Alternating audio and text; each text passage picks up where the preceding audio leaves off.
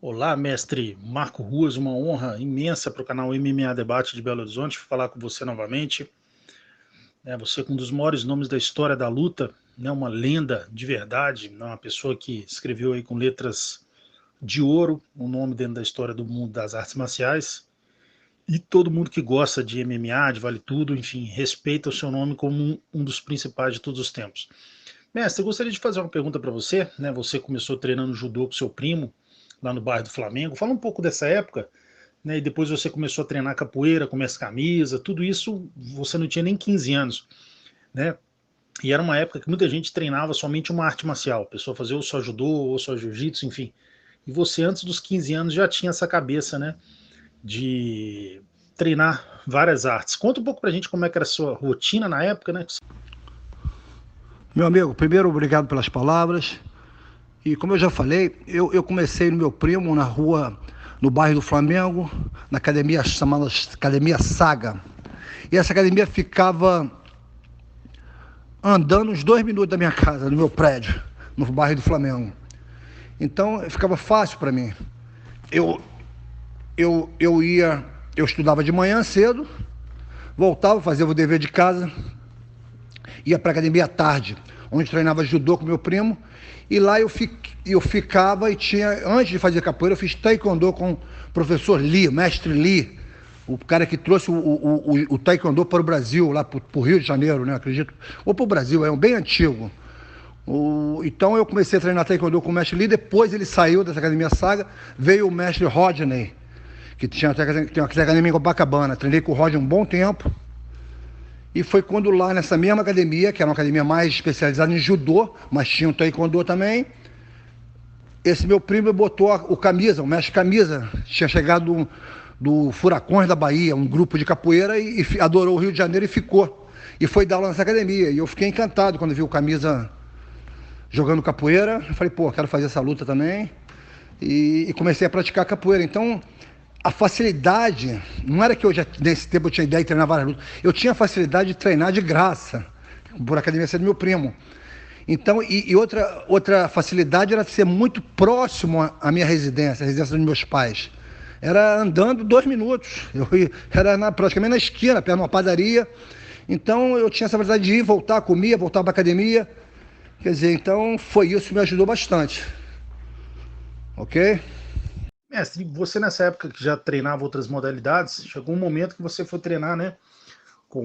Foi treinar a luta livre esportiva com o Fausto Bruno Sila e com o filho dele, Carlos Bruno Sila, e eles tinham a mente mais fechada, né? Igual o pessoal, por exemplo, da família Grace, não, que você treinava na época só jiu-jitsu. O pessoal da luta livre também era só luta livre. E você já treinava boxe, você já treinava o boxe tailandês também, né, que o pessoal hoje em dia chama de Muay Thai, com o mestre Flávio Molina. Enfim, você já treinava outras modalidades. E conta um pouco pra gente se esses mestres também, o mestre Camisa, na capoeira, o mestre Molina e os outros mestres também tinham a cabeça fechada nessa época, ou eles achavam legal você treinar outras modalidades?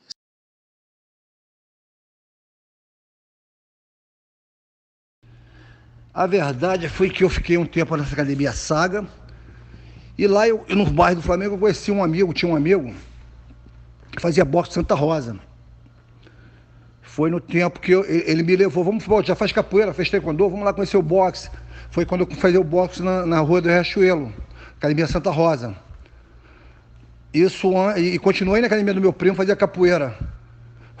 Eu só conheci a luta livre quando o Camisa se saiu da academia Saga e foi dar aula de capoeira no clube Santa Luzia. E eu fui atrás dele, porque o Camisa era um cara desses aí ele me pegou na minha infância mesmo, minha adolescência, né? Eu tinha 13, 14 anos.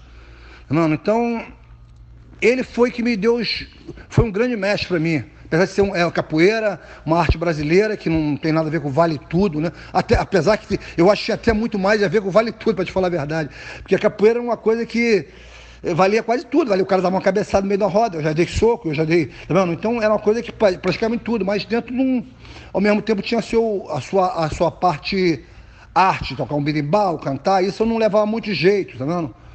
foi quanto o Camisa foi um cara que sempre me ajudou nesse ponto. Nunca foi um cara contra eu treinar outras lutas. Ele via que eu tinha interesse, que ele já me conheceu eu fazendo taekwondo, mano, fazendo judô com meu primo. Então ele nunca foi um cara que me prendeu a, não, é só aqui. E eu, quando fui para Santa Luzia, que eu segui ele foi dar uma Santa Luzia, quando eu conheci o Fausto Bronocilla.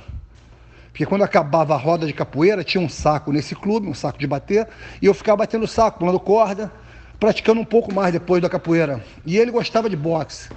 E ele me elogiava, mas falava, bom, tem que aprender isso aqui, tem que fazer o chão. Um dia eu vou vir aqui, mestre. Aí passei a ir lá treinar. Mas a verdade, realmente a mentalidade deles, nessa época, eu acho que, no geral, todo mundo brigava pela sua modalidade, né? O cara era capoeira, o cara era judô, ou luta livre. Então, os caras não gostavam que você fosse treinar em outros lugares, tá vendo? Então é só treinar aqui.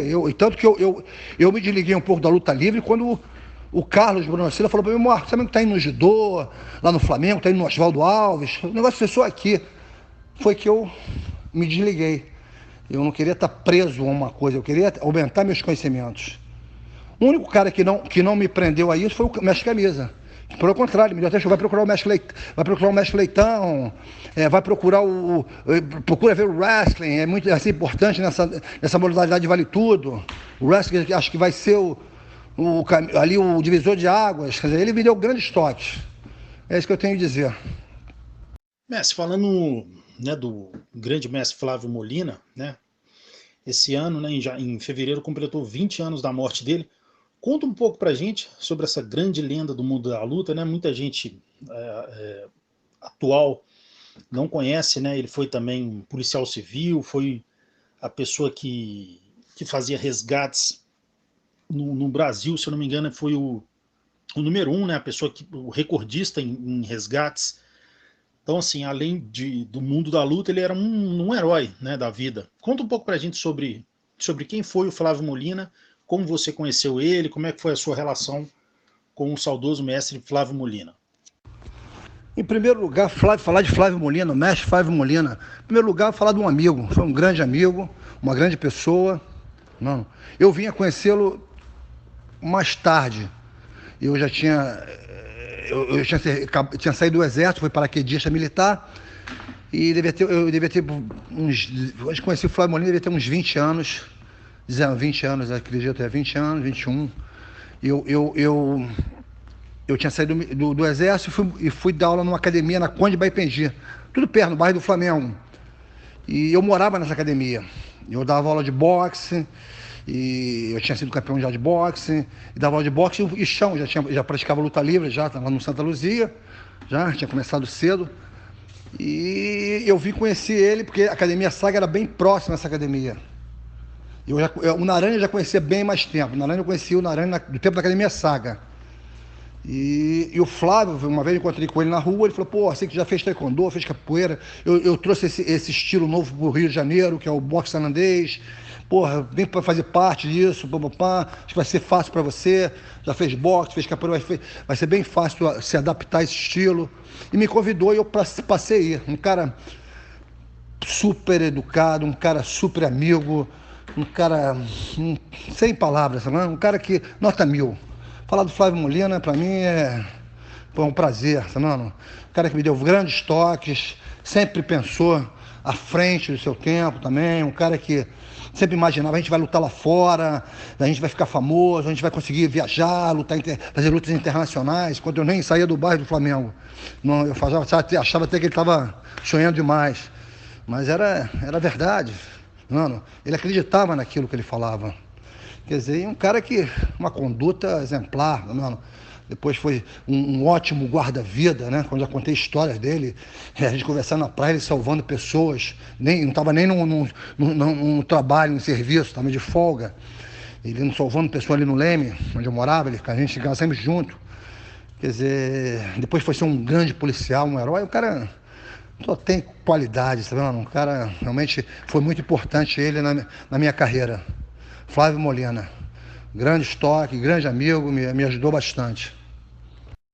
Falando ainda um pouco do Flávio Molina, né? do grão-mestre Flávio Molina, todo mundo sabe que naquela luta que ele teve contra o Marcelo Bering em 84, né, que ele perdeu, mas todo mundo que conviveu com ele ali em treinamento, você também conviveu, sabe que ele estava lesionado, ele estava com uma lesão no joelho. Você acha que se ele não tivesse aquela lesão, ele teria chances de vencer o Bering?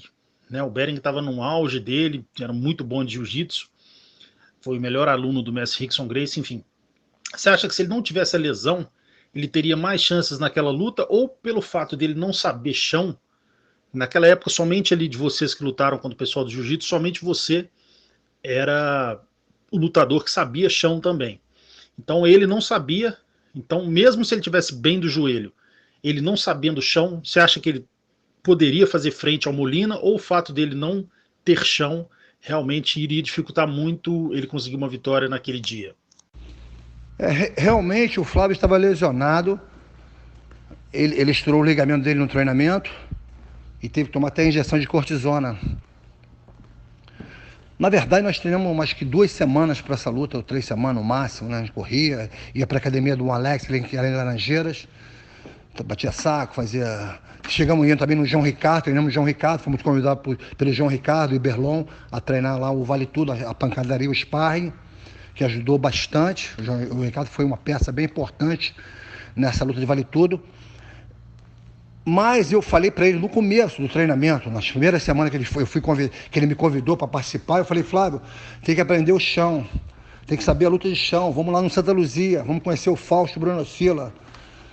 E o Fausto fez uma avaliação dele esse dia e falou: vão adiar essa luta, o tempo é muito pouco, vocês não sabem nada, são leigos. Então eu acho que para aquela modalidade de luta, mesmo que ele não tivesse lesionado, a chance dele era pouca. Ele fizesse um cara perigosíssimo em pé, super valente, mas a pressão era muito grande, era o juiz contra, tudo atrapalhando ali, mano. Então, tanto que ali o cara facilitou até do Bering agarrar ele, sabe, mano? O Hélio Vigio ali, você vê, ele pula a corda, vai, segura ele, segurou na corda, ele tirou, o cara aproveitou e cinturou. Então eu acho que o tempo foi pouco. Depois ele ficou especializou na luta de chão. Aí o Bering não quis lutar, não quis dar revanche. Mas naquela época a experiência dele era muito pouca. Foi muito pouca.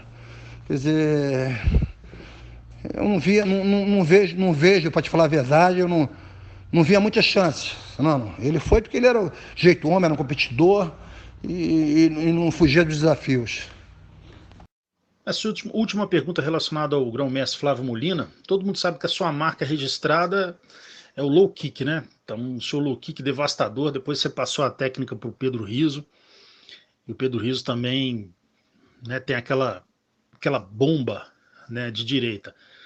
Mas enfim, pouco a gente sabe sobre a origem do seu low kick. Acredito eu que o seu low kick seja atribuído aos treinos de Muay Thai, né, com o mestre Flávio Molina. Conta um pouco pra gente se a origem do seu low kick é realmente do Flávio Molina e como que era o low kick dele, se realmente era tão devastador quanto o seu.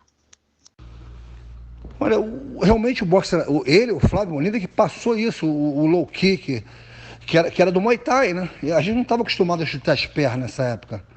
Eu do Taekwondo eu chutava da cintura para cima, capoeira também chutava mais o corpo e o rosto, tá vendo? Então, ele veio com esse estilo, que era o Muay Thai, que a gente não era conhecido na época, chutar as pernas. Ele tinha um chute, ele era muito técnico, ele colocava bem, não é que ele tinha aquele chute super potente, como o Pedro tem, aquela bomba, mas ele sabia colocar bem a canela. Ele era bem contundente, ele colocava bem o golpe. E eu vou te falar, esse meu chute, ele só vai desenvolver bem depois, com muito treinamento. Não foi nessa época, tanto que eu treinei com ele um tempo, mas não consegui chutar no Vale Tudo, quando eu lutei com o Pinduca, não consegui. Dei um chute uma vez de frente, fui dar um chute de frente no joelho do Pinduca, mas ele me derrubou. Não dei muito Thai kick, chute nas pernas, como fui dar no UFC. Eu vim desenvolver isso com os anos, que qualquer técnica, ela não vem assim de uma hora para outra. vem com muito treinamento. Depois daquela luta com o Pinduca, que eu passei a treinar muito chute. Eu parava, dava 1000 chutes no saco, e chutava bananeira, chutava tudo, fiz 1000 treinamentos. Mas lógico que quem introduziu isso foi o Flávio Molina, sem dúvida. Mas falando em low kick, né, todo mundo das antigas se lembra daquela luta contra o Takhtarov, né, a revanche que aconteceu em São Paulo, em que ele exigiu, né, por contrato, que não poderia ter low kick, né, ele até exigiu que se cada low kick que você desse, você tinha que dar $1000 da sua bolsa para ele. E só que na hora quando começou a luta, eu lembro que eu assisti essa luta na ocasião, acho que foi em 98, ele mesmo foi o primeiro que te deu um low kick. Aí na hora que você olhou assim, você deu uma resposta nele, que você deu uma com gosto nele, que o barulho, o ginásio todo conseguiu ouvir o estrondo do low kick que você deu nele. Conta um pouco pra gente desse evento. Realmente, aquela luta com o Tatarov tinha no contrato que eu não podia chutar. Ele só aceitou a revanche, que o Frederico, meu empresário na época, porra, eu pedi, quero fazer lutar de novo com o Tatarov, tinha lutado com o NFC, ele falou, vou trazer o Tatarov para lutar, mas ele queria primeiro que fosse de mão aberta. Falei, não, de mão fechada. Ele aceitou de mão fechada, mas sem chute. Se eu chutasse, eu teria que pagar $1000. Ia ser descontado $1000 da minha bolsa. Eu falei, tá ok. Quer dizer, ia ser praticamente um boxe com chão, né? Se fosse pro chão. Só que na hora da luta, ele me deu um chute. E ele disse que não, que era um passa-pé, na postei, ele me chutou. Ele dizendo que tinha sido um passe, tipo assim, um passa-pé de judô, um shibarai, né? E eu chutei de volta. Aí eu me lembro que o Frederico, meu manager, as pessoas, não chuta, Marco, não chuta, não chuta, todo mundo mandando chutar, ele me chutou. E eu comecei a chutar. Aí eu despenquei um montão de chute nele. Tanto que depois chegamos aqui nos Estados Unidos, o manager dele queria descontar, mas a gente mostrou a fita aqui. Ele me chuta primeiro, ele começa a chutar. Ele também não podia chutar. Falou que não queria chute, ele também não podia chutar. Aí acabou que não descontaram nada, mas deu uma dor de cabeçazinha. Enfim, foi isso que aconteceu. Mestre, sabemos que o Pedro Rizzo, né, foi o seu maior pupilo, né? Enfim, você mesmo tem ele como um filho, né? Ele mesmo fala que quando ele começou, o primeiro treino que você deu para ele era um pouco gordinho. Enfim, e você intuiu toda a sua filosofia nele, né, de disciplina, de treinos duros, e ele se tornou o grande lutador que ele se tornou. Conta um pouco pra gente como que se deu essa relação, né, de mestre, de pai e filho que vocês dois têm, e também qual foi a maior emoção que você viveu ao lado dele. Qual foi aquela vitória que você viu ali do Pedro Rizzo, que você viu ali no corner, que te trouxe a maior emoção? Olha, eu vou te falar uma coisa, o Pedro realmente começou comigo muito cedo. Ele já tinha feito judô também, quando garoto, e capoeira com o mestre Peixinho, e veio me procurar. Porque logo depois daquela luta do Maracanãzinho, né, com o Pinduca, eu estava ali com um nomezinho e dando aula de boxe dele, ele foi me procurar. Eu dava aula na Academia Corpore. Ele devia ter acho que uns 15 anos, era meio gordinho. E eu ele começou a treinar comigo na Corpore, eu botava ele para dentro da academia, que era um clube caro. E ele sempre escutou, sempre foi um bom discípulo, um ótimo discípulo, sempre foi um ótimo discípulo. E ele seguiu a minha disciplina a fio, tá vendo? Eu quero você aqui tal hora, vamos correr na praia, e papai, vamos subir ladeira, e vamos subir escada, e tudo. Ele estava lá, morrendo, cansado, mas se esforçando, nunca desistindo, nunca desistiu, tá vendo? Ele que fazia os sparring comigo, tá vendo? Ele passou maus momentos, tá vendo? Que era no meu auge, eu não tinha muita, como é que se posso dizer, eu queria lutar, então eu estava aquela mais parte de lutador do que professor. Então quando fazia spa eu baixava o pau mesmo, ia pesado, e o Pedro sempre aturou isso, sempre aguentou, que se tornou esse monstro, mano. Um cara que passou a aguentar pancada como ninguém, tanto que ficou o nome de The Rock, e com chute e o soco potentíssimo. um cara que cada vez foi se dedicando mais e mais e me deu várias... Pedro, porra, foi um monte de discípulo, só me deu várias emoções, várias felicidades, não posso dizer. Mano, tenho muito orgulho dele, eu tenho realmente como filho. Não tive 3 filhas, mas tenho o Pedro como um filho. Mano, que me deu muito orgulho. E agora foi falar uma, foi o torneio de São Paulo, eu adorei aquele torneio que eu lutei também. Mano, eu fiz uma super luta, ele ganhou as 3 lutas. Eu estava no corner dele, o UFC, ganhou vários campeões do UFC. Dan Severn, o Orloff, George Bonner, Mark Coleman, ganhou vários aí, ele ganhou vários. Pedro fez grande, Pedro é um cara que tem que estar no hall da fama, tá? Fez muito pelo esporte e uma pessoa nota 1000, um cara de um caráter exemplar, mano. Eu tenho que agradecer a ele por tudo, na verdade. Adoro o Pedro, cara. Pedro é filho, tá? Você já treinou muita gente, né, pro Vale Tudo, pro MMA, e alguns desses pupilos, dessas pessoas que você treinou, saíram, né, não demonstraram tanta gratidão por você. Você acha que hoje você perdeu essa vontade de treinar lutador profissionalmente para eventos, fazer aquela equipe de MMA, igual você tinha antigamente a Ruas Vale Tudo, enfim. Hoje em dia você não tem mais desejo de voltar a treinar atleta profissionalmente, que a gente sabe que você dá aulas particulares, enfim, se você pretende continuar da maneira que você está, ou se você tem aquele desejo ainda de treinar atletas para determinados eventos. Hoje em dia o negócio ficou bem complicado, né?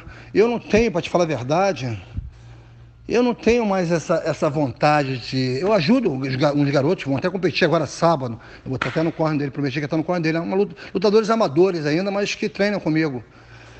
Mas eu perdi, para te falar, não tenho vontade de... Tem o Pedro, que representa, que faz esse trabalho, mano, que representa o Rua Vale Tudo, RVT Riso, tá, mano? Então isso para mim já vale, tá, mano? Então uma garotada em forma, eu treino, eu dou aula aqui particulares e pagar minhas contas e viver com saúde, tranquilo, com a minha família. Minha vida agora mudou, tem outras direções. Não sei o dia de amanhã pode ser. Não tenho vontade, mas amanhã, se tiver, posso receber um convite para dirigir uma academia para uma academia maior e passar da aula e dar aula em grupo e treinar lutadores. Não sei o dia de amanhã. Tá? No momento eu não tenho esse sonho não, cara. Estou feliz do jeito que está. Engraçado que os meus alunos aqui, tem alunos aqui de 15, 16 anos, particulares, que dão mais valor que um lutador profissional. E às vezes o lutador profissional você se dedica ele ao máximo, dá tudo que você tem no baú ali para ele, e ele, no final, ele dá um pulo, vai treinar ali na esquina. Tá? Acho que o esporte ficou assim, perdeu um pouco da lealdade, tá? Cresceu, mas estamos procurando muito conhecimento, esquecendo as escolas, esquecendo a sua bandeira, tá? Esquecendo a sua família ali. É que eu comecei aqui, tem que estar ali. Eu nunca proibi de ninguém treinar em outros lugares, mas o cara, não esquece que aqui é a tua família, aqui é a tua casa. Mas hoje em dia não está tendo mais isso, não. Então desanimei um pouco. Mas não sei se amanhã eu posso mudar de ideia, não posso te falar. No momento estou feliz do jeito que está. Não pretendo fazer equipe, não. Quer dizer, quem treina comigo é Rua Vale Tudo, mas não competindo, não para competir. Tá? Falar de um assunto sempre recorrente, né, que seria uma possível luta sua contra o Rickson, contra o mestre Rickson Gracie. Enfim, naquele evento de 84 você já mostrou e surpreendeu, né, o pessoal do jiu-jitsu, que ninguém esperava que você já tivesse uma noção boa de chão, né? Você pegou o Pinduca, que era um dos melhores alunos do Carson, e conseguiu, né, resistir ali no chão e fez uma luta demonstrando ter conhecimento, que você já treinava outras partes da luta além da parte em pé. Você acha que o fato do pessoal do jiu-jitsu ver que você tinha noção de chão também prejudicou você posteriormente? Por exemplo, que você, depois daquela luta de 84, você não fez nenhuma luta oficial de Vale Tudo até você entrar no UFC. Você acha que esse tempo que você ficou afastado foi devido a algum boicote assim do pessoal do jiu-jitsu? Qual que é a sua visão sobre isso? Realmente, eu fiquei na geladeira, fiquei congelado depois daquela luta em 84. Porque eu era um lutador de luta em pé, não, um strike, que tinha noções de chão. Quer dizer, então, não era, como é que se diz, para eles, para o pessoal do jiu-jitsu que liderava aquilo, interessante fazer uma luta, não, comigo. Então, eles queriam um cara que fosse só de uma especialidade de luta. Não? Porque eles, primeiramente, eles achavam, se você soubesse se defender no chão, você era do jiu-jitsu. Tudo eles tiravam a luta agarrada, tudo como fosse jiu-jitsu.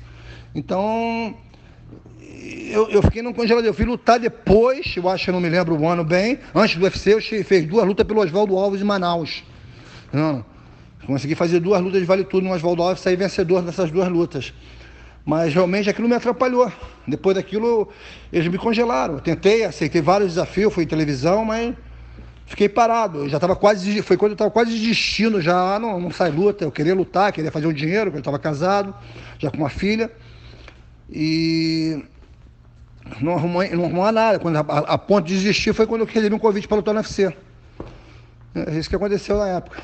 Realmente fiquei um bom tempo na geladeira. Se você tem um nível de excelência, né, em todas as artes marciais que você praticou, e você com certeza também é um grande nome da história da luta livre.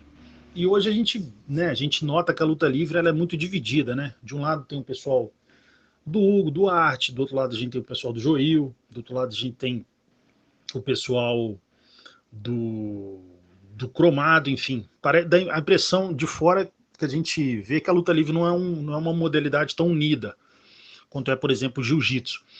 O que você acha que falta para a luta livre esportiva ter mais adeptos, ter mais popularidade? Você acha que ela precisa de ter mais eventos, por exemplo, igual o jiu-jitsu, que tem vários campeonatos, sempre tem um campeonato de jiu-jitsu? Enfim, o que você acha que falta para a luta livre esportiva ocupar um espaço maior do que ela ocupa? E também você acha que ela deveria, se os grandes nomes da luta livre esportiva deveriam ser mais unidos? A minha opinião, eu acho que a luta livre cresceu bastante, cara. Eu acho que tem vários caras fazendo um ótimo trabalho, Hugo, Cromado, tá vendo? E tá no mundo todo, eu acho, a luta livre também. Mas eu acho que falta mais competição, tá vendo? Agora, se você pensar do tempo que eu pratiquei a luta livre para agora, porra, é impressionante como ela cresceu. Porque no meu tempo, a luta livre, como eu já falei várias vezes, era feito por hobby. O cara ia lá e chegava do trabalho, uns caras já coroa, alemão, Fausto, Leitão, e iam lá para dar um rola, mano. Uns caras, uns já eram do judô, outros já tinham feito jiu-jitsu, ou a própria luta livre, que eram alunos do mestre Tatu, mano. Iam lá para rolar. O alemão, que já tinha feito wrestling, e tinha treinado com o Tatu também, então eles iam rolar. Foi ali que começou a ensinar uns caras, mas nunca visando competição. Eu acho que a luta para crescer tem que ter a competição. Eu acho que a luta livre tem que ter mais competição. Mas que ela já desenvolveu, muito desenvolveu, sem dúvida. Eu acho que ela deu um grande pulo. Mas ainda está atrás, cara. Ainda está atrás, se você pensar, ela ainda está bem atrás em relação ao jiu-jitsu. Não? Porque o jiu-jitsu, nessa época a luta livre era tido como hobby, os caras já competiam. Eles tinham muito mais adeptos, tá vendo? Agora que a luta livre está crescendo no mundo todo, está tendo bastante adeptos, não? A tendência é daqui a 10 anos ela está super lá que conhecida, não? Eu acho que é isso, eu acho que falta mais competição. Mas que desenvolveu bastante, cresceu bastante, sem dúvida. Tem grandes lutadores na luta livre. Agora tem que entrar mais, tem que entrar nesse Abu Dhabi, tem que botar mais atletas para competir. Mestre, você é famoso, né, por ter treinado praticamente todas as modalidades de luta, judô, jiu-jitsu, luta livre, boxe tailandês, enfim.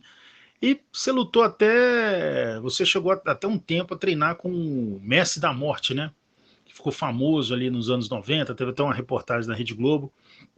Conta um pouco pra gente da época que você treinou com o Lacerda, né, o Mestre da Morte. Enfim, fala um pouco pra gente como é que era a modalidade dele. A gente lembra que eram várias... Ele gostava muito de torções, né? Enfim, e se você via, né, alguma utilidade daquilo numa luta real? Essa etapa da minha vida com Lacerda, com Edson Carvalho. Foi uma época que eu estava congelado, eu queria lutar internacionalmente, queria fazer uma luta. Foi quando um amigo da musculação, Marcelo Pelaio, tinha sido campeão brasileiro de musculação, falou: Marco, tem um cara aí que, porra, ele é rico, ele vai te bancar para lutar lá fora. E nem falou tanto dessa arte dele, né? Ele vai te introduzir, ele tem como te botar para lutar no Japão, lutar nos Estados Unidos. Eu me empolguei, ele quer fazer um jantar para te conhecer. Foi quando eu conheci o Edson Carvalho, que já treinava no Carson, era a faixa preta do Carson. E foi quando eu tive esse contato com ele, mais no interesse de fazer uma luta. Não? Queria lutar, eu queria fazer dinheiro. Como eu te falei, eu estava já casado. Não? Mas aí ele demonstrou a arte dele, falando que ele tinha uma arte milenar, mas realmente aquilo não servia, para mim não servia, porque era uma arte que não tinha contato. É um negócio de você bater em parede, cotovelada, em parede, calcanhar, umas demonstrações em alvo parado. Eu nunca vi um treino de sparring, né? Porque a luta é movimento, é tempo e distância.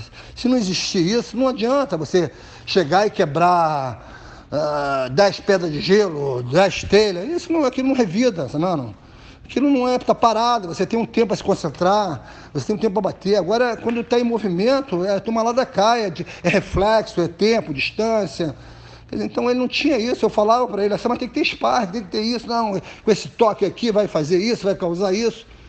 Quer dizer, ele queria vender o peixe dele, né? Era um cara bom de papo.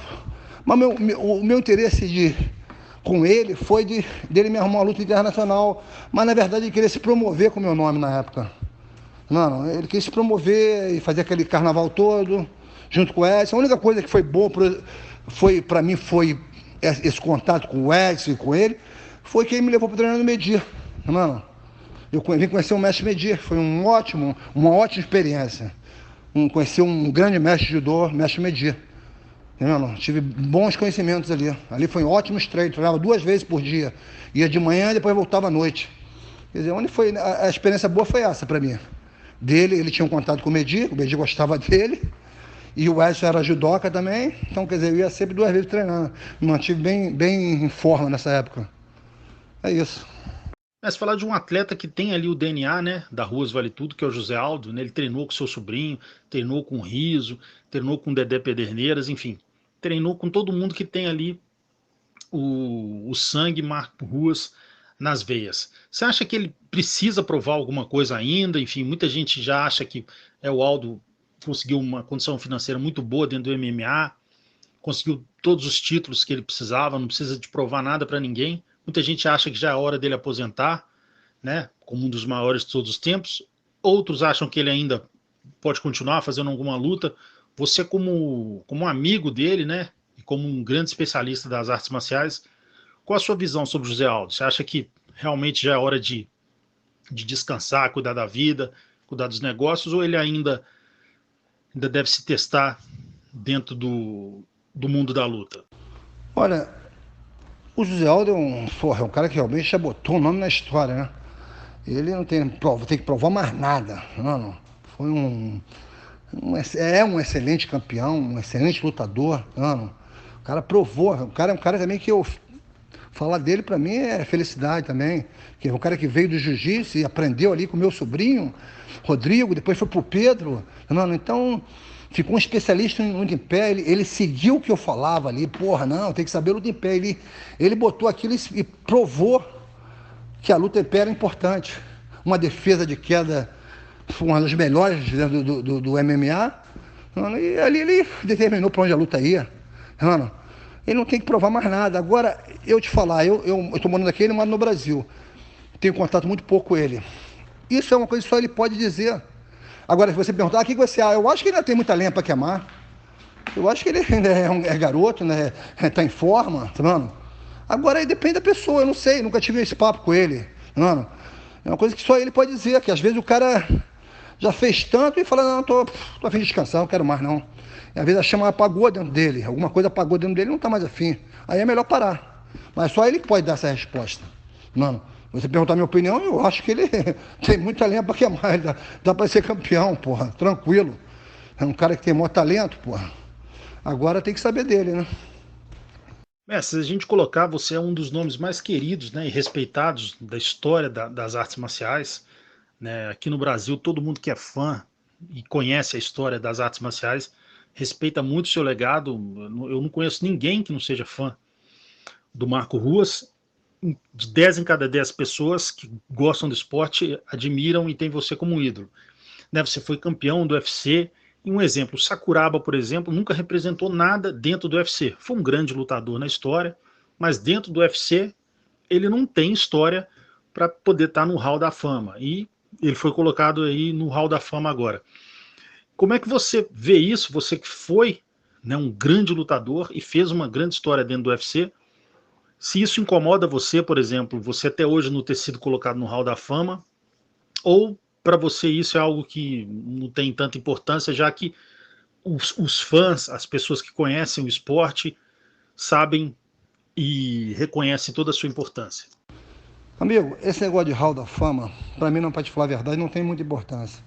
Porque eu acho que o Hall da Fama é uma panelinha, é uma coisa que foi feita ali pelo UFC. Quem dá esse Hall da Fama ali é o Dana White. Ele que vai indicar, não é um troço por votações pelo fã. Eu estou feliz que eu tenho, que eu conquistei, sabe, mano? Eu pude botar a minha ideia que eu tive há 30 anos atrás em, porra, se tornar uma coisa verdadeira ali. Eu falei, tem que treinar isso, tem que treinar tudo. E as pessoas não acreditavam. Então, para mim, hoje em dia as pessoas reconhecem isso, mano. Os fãs reconhecem. Como você falou, muitas pessoas, mano, eu tenho muitos fãs, mano, muitas pessoas que me admiram, que falam bem de mim. Isso para mim já é o suficiente para mim. Não preciso de Hall da Fama, não vai acrescentar mais de nada, mais um negócio que não é votação dos fãs, é um negócio dado pelo Dan White, pelo um americano que não está nem aí pro Brasil, sabe? Tua filho está visando o negócio dele somente, ele não está aí para lutador nenhum. Então, não me esquenta a cabeça com isso não, cara. O que vale é isso que você falou para mim, Fernando, que as pessoas me respeitam, me reconhecem, como eu respeito todo mundo, sabendo? Eu consegui. Não, você falar, eu consegui. Eu saí eu lutava, eu nadava contra a maré. Eu lutava, era um contra 300, não? Era todo mundo contra, mas eu falei, não, eu quero isso, eu vou me tornar um lutador, eu me tornar um cara conhecido, isso que eu botava, essa era a minha ideia. Eu vou me tornar um cara conhecido mundialmente. E conseguia, cara. Então tô feliz, não vai ser Hall da Fama, vai me, ninguém acha que, porra, todo mundo, eu sei que os brasileiros, se fosse votação, eu tava no Hall da Fama já. E eu vejo tantos brasileiros, porra, porque o Marco não tá no Hall da Fama, que sacanagem, porra. Então, os caras sentem, se fosse votação, eu estaria no Hall da Fama, mas não é. É o Dana White que determina quem vai entrar. Essa é a verdade. Você sempre foi colocado, né, ao longo da história, na sua época de competidor, como um grande rival dos Gracies. Mas da sua parte você nunca desrespeitou ninguém da família Gracie e era uma rivalidade esportiva, né, entre modalidades.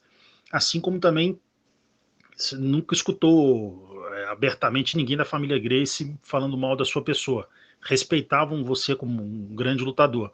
E hoje a gente vê aí o desrespeito em alguns momentos passando do ponto, né? Na sua época ninguém falava mal da família do outro, do país do outro, enfim, hoje a gente vê esse lutador chamado Colby Covington, né, que acabou de ganhar o cinturão interino do UFC, e é um cara que ofendeu, né, o nosso país, ofendeu a nossa pátria, ofendeu o nosso povo, falando que somos animais imundos, enfim. O que você pensa sobre isso, né? Na sua época a rivalidade era uma coisa esportiva, vamos colocar assim, até uma rivalidade saudável, e hoje, né, as pessoas perderam a mão, ofendendo o país do outro, tudo para poder conseguir uma bolsa maior, enfim. O que você acha que está acontecendo, né, e que caminho que você vê que o MMA está levando, uma coisa assim que quanto mais um cara demonstra desrespeito, mais notoriedade, mais fama ele consegue. Qual que é a sua visão sobre isso? E qual que seria a sua reação se o Colby Covington falasse as coisas que ele falou do Brasil, se ele falasse isso na sua frente? Olha, eu acho esse lado bem feio, na minha época não existia isso, agora, porque eu acho que as pessoas eram mais sujeito homem. O dinheiro veio mais grande dentro do esporte, mas causou muito negócio desagradável, isso aí, essa palhaçada, ninguém querendo se promover, ofendendo um país, ofendendo as pessoas. E eu sou super contra isso. Eu acho que na minha época, se o cara falasse mal, ia lá e brigava na hora, tá vendo? Ia lá e resolvia o negócio na hora, tá vendo? Se um cara desse falasse alguma coisa do meu país ou de mim, era na hora, briga, não esperar aí, subir em rim, em queijo, não. A briga era na hora, cara. Não existia isso, não. Acho que era outro tratamento, tá vendo? Os caras a gente era samurai, mas o samurai é aquele respeito. Eu te respeito para ser respeitado, tá vendo? Você faltou com respeito, a gente vai sair na porrada, tá vendo? Onde for, tá vendo? Não tem esse negócio, vamos no queijo, vamos marcar, vamos. Porque agora é isso. O cara tudo fazendo isso para ter uma bolsa maior, para, né, se valorizar. É feio, eu acho bem feio, tá vendo? O cara quer seguir um McGregor ou aquele Shao Shan. Então é feio, eu acho que fica. Isso eu não. Tá vendo? Eu preferia o meu tempo, para te falar a verdade. Meu tempo, acho que o negócio era bem. Tudo bem, não ganhava tanta grana, mas era mais honesto, sabe?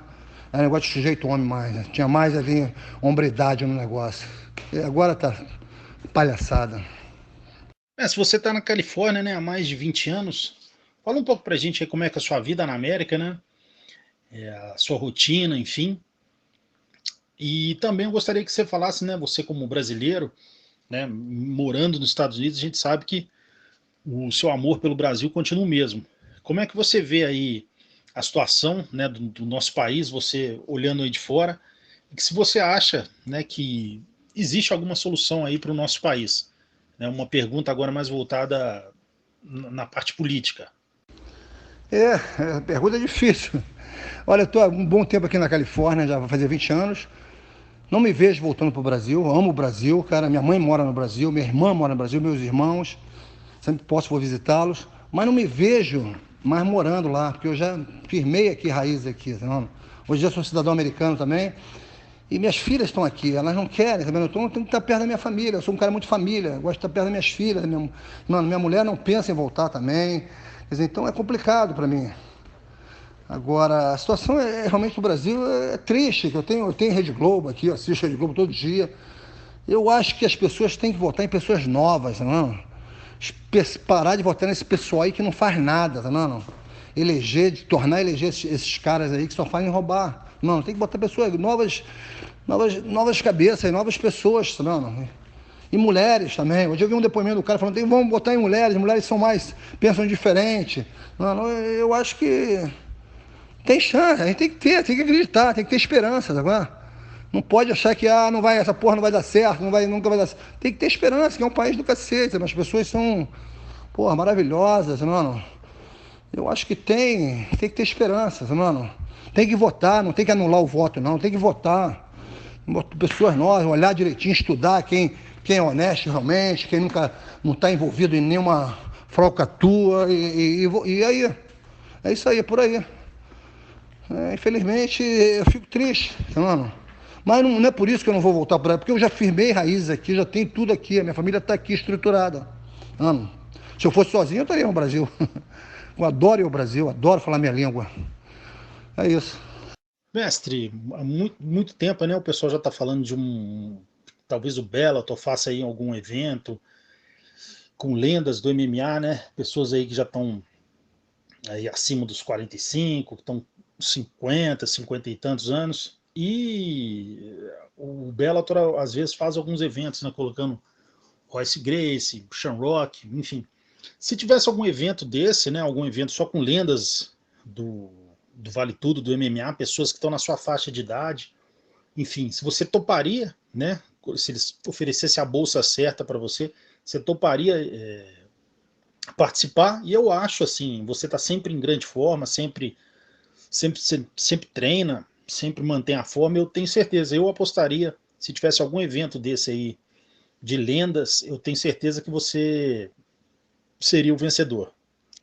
Olha, eu te falar a verdade, eu não penso nisso, não. Eu não penso, eu não vejo. Não sei.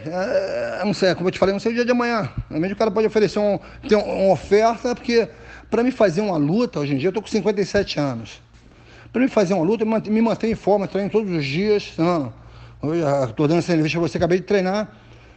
E eu teria que para uma luta, eu teria que me dedicar, eu teria que investir. Eu teria que trazer pessoas para me ajudar. Tá? Eu teria que me tornar um aluno, não um mestre. Eu tenho que ser aluno. Eu tenho que seguir ordens, tá? Eu tenho que seguir treinamentos. Tá? E para isso eu preciso de uma boa grana, eu tenho que ter uma estrutura, tenho que ter um patrocínio, né? Eu não posso chegar e vou fechar, eu parei as aulas, não vou dar mais aula, agora eu só vou treinar para minha luta. Não, porque eu teria que fazer um treinamento específico. Por mais que eu me mantenha em forma, mas para uma luta diferente. Não, eu teria que fazer um treinamento específico. Quer dizer, eu não sei, eu não acredito muito que vão fazer negócio de lendas. Eu não vejo muito isso não, cara. Para te falar a verdade, eu não... Se tiver e fizerem uma oferta boa, por que não? Não? Mas não penso nisso, não é minha meta isso, não. No momento não é minha meta, não. Minha meta é me manter com saúde, em forma. Caso venha uma oferta irrecusável, lógico que sim. Lógico que sim. Tá? Mestre Marco Ruas, meu amigo, é uma honra novamente falar com você aqui para o canal MMA Debate de Belo Horizonte. Você que é uma lenda imensa dentro desse esporte, todo mundo que conhece, que gosta, é obrigado a saber quem foi o Marco Ruas, por toda a importância do cross-training, de tudo que você fez, o seu legado, a parte técnica, a parte de mestre, enfim. Também o respeito que você sempre teve pelos seus oponentes, pelos seus mestres, né? Você trata todo mundo bem, super humilde com o pessoal da imprensa. É uma honra ter a sua amizade e novamente foi uma imensa honra para o canal MMA Debate falar com você, você que é de fato uma lenda da história das artes marciais e todo mundo te respeita e todo mundo gosta muito de você. Abraço, grande mestre. Amigo, mais uma vez, obrigado pelas suas palavras. Isso para mim porra, não tem nem como te agradecer pelas suas palavras. E é isso. Eu fico feliz, tá vendo? É aquele negócio, as pessoas me respeitam porque eu respeito as pessoas, tá vendo? É uma coisa, é uma troca, tá vendo? Eu respeito porque eu sou respeitado, tá vendo? E assim vai, cara. Eu tô feliz, tá vendo? E vai ser sempre um prazer da entrevista, falar, mesma coisa, tô falando coisas que às vezes me falha até a memória, tá vendo? Como agora você fez perguntas que eu já respondi várias vezes as perguntas. Mas às vezes falha a memória, né? Porque são perguntas bem antigas, né? 30 anos, né? São muito spag, a cabeça fica meia, dá uma amnésia às vezes. É sempre um prazer dar entrevista para você, você é um cara nota 1000. Não, eu estou à sua disposição a qualquer hora, tá? E quando quiser, quando parar na Califórnia, venha me visitar. Venha na minha academia, na minha casa comer um feijão com arroz. E amigos para sempre. Os.